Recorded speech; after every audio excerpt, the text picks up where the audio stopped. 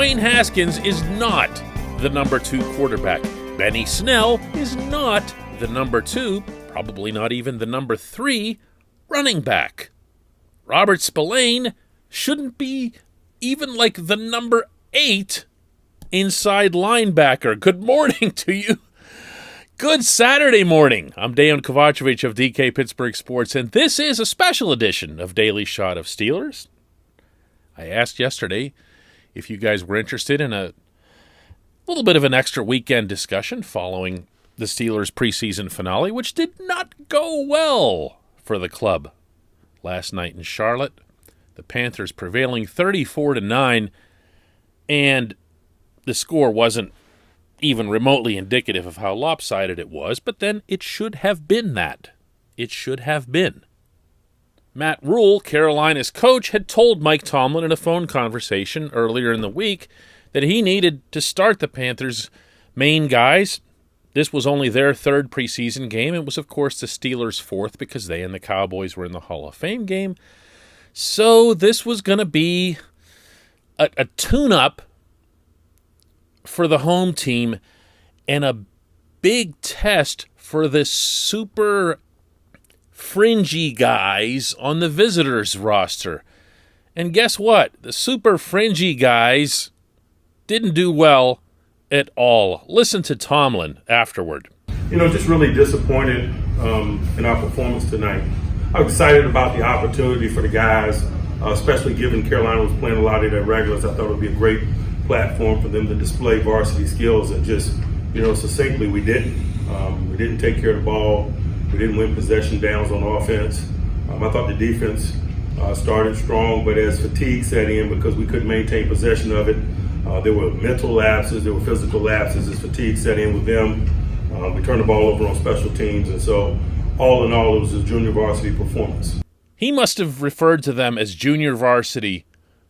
It must have been 6 or 7 times. I know he uses the term casually, and it's extremely common, but man, it's a shot and a half, that's got to go all the way down to the bone.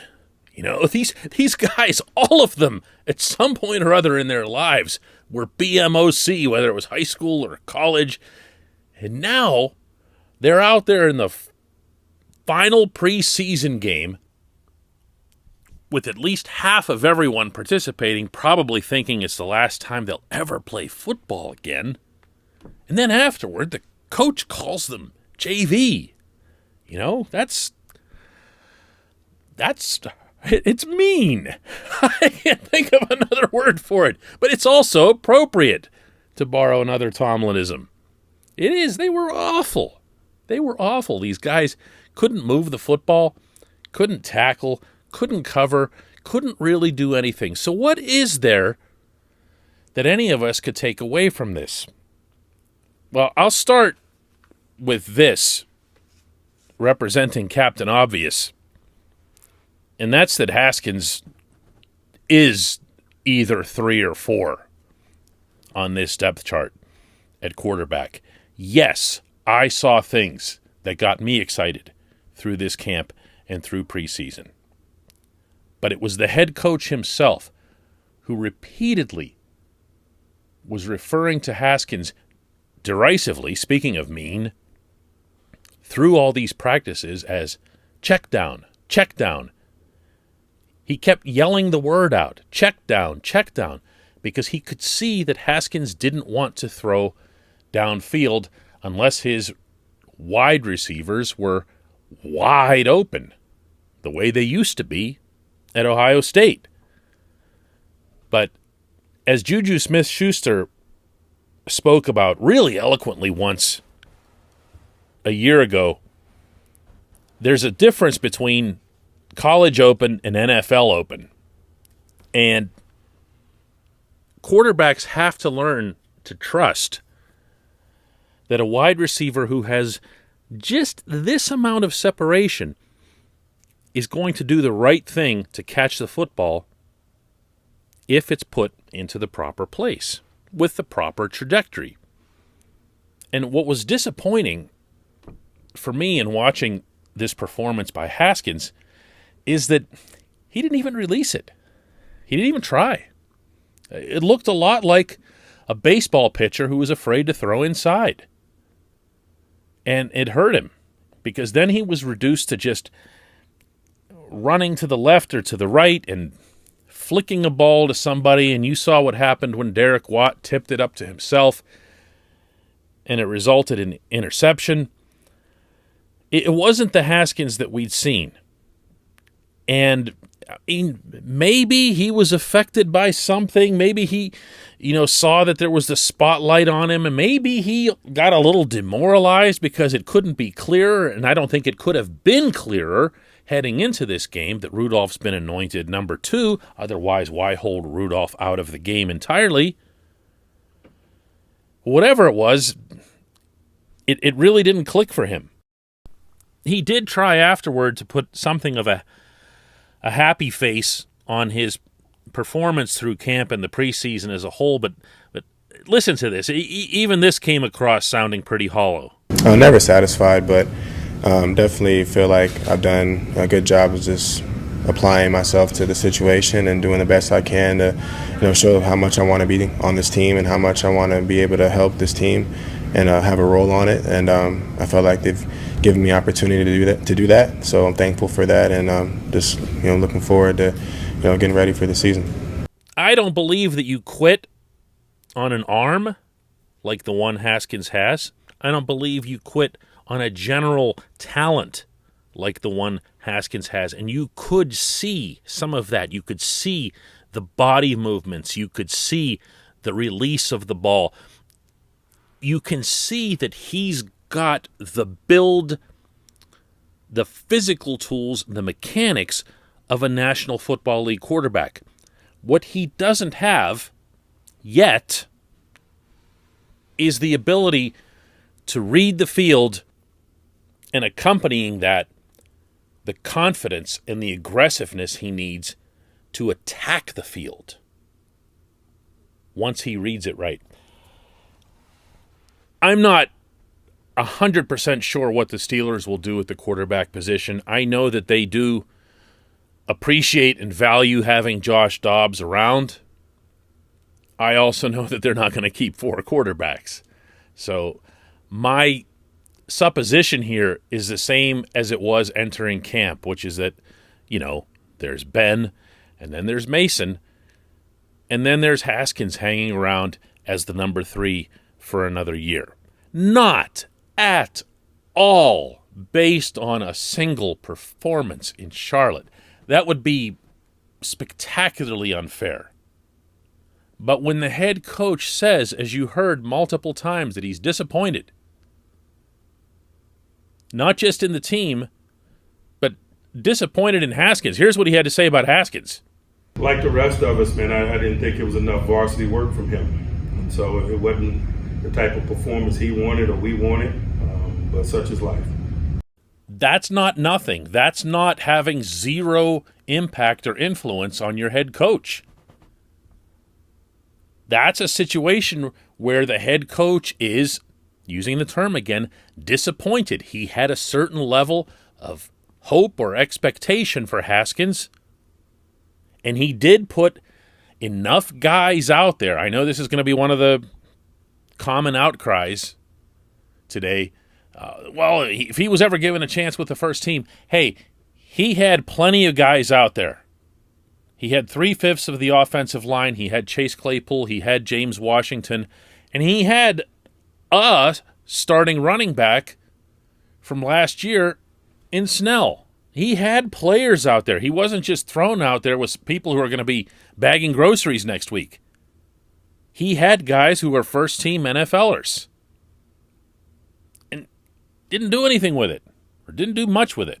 In fact, his stats were really kind of padded because he came back in late when Dobbs got hurt and scored some points against Carolina's, who knows what those guys were, fourth stringers in the waning minutes.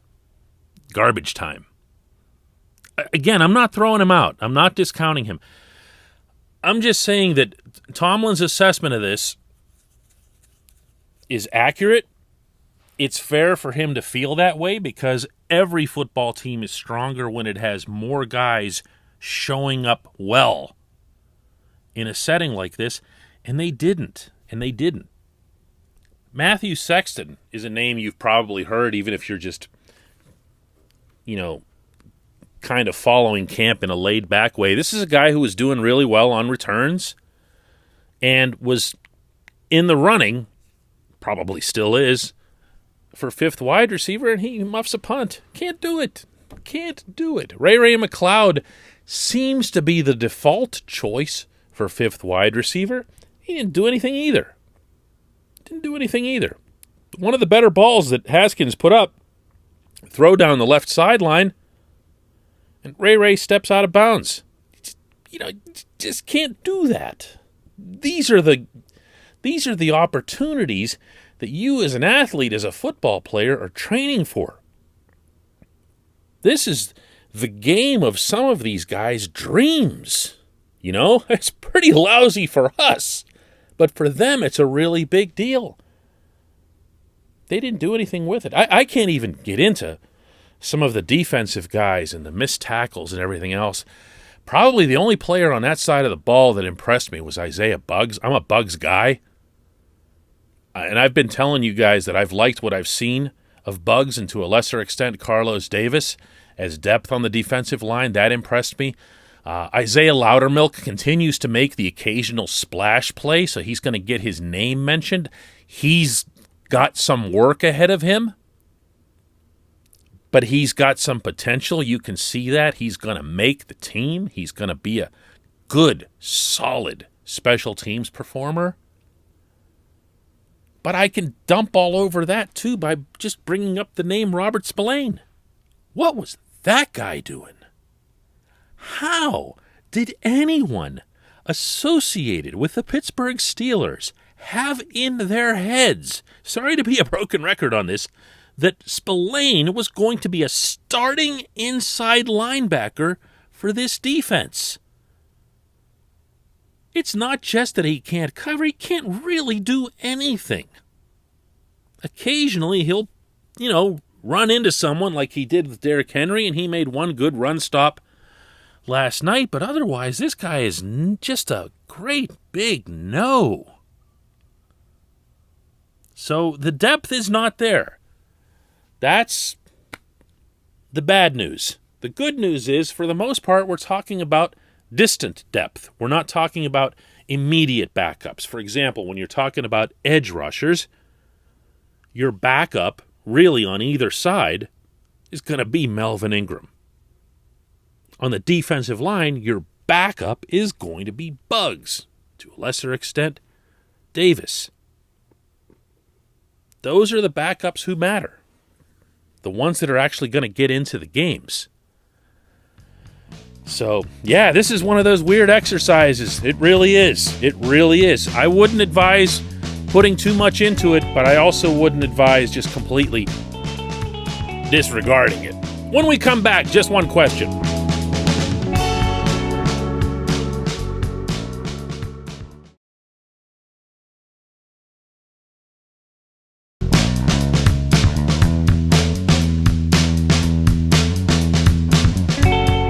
Welcome back. It's time for just one question, and today's comes from Andrew, who asks, if the Steelers' offensive line is just below average, let's say like the top of the bottom third of the NFL, 22nd or 23rd, isn't the Steelers' offense as a whole easily top 10 with all these weapons and a healthy and motivated Ben?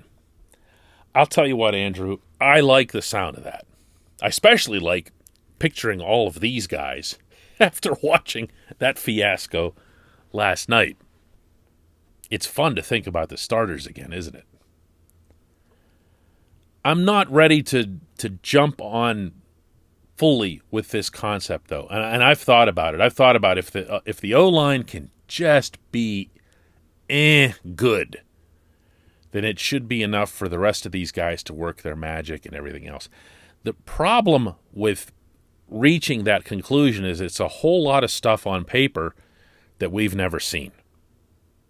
We've never seen, other than, camp and preseason what Najee Harris does with this offense, how this offense works with Harris.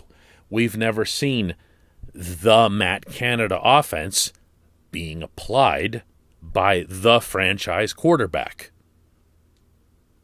We've never seen, if you really want to go back before this year as well, a good, solid rhythm between Ben and this receiver group. This is something very, very few people seem to touch on.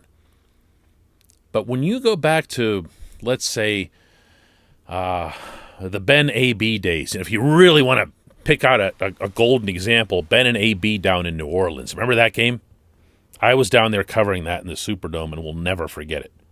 The two of them just ate the Saints alive. Steelers didn't win that game, but they were unbelievable offensively, Ben and AB.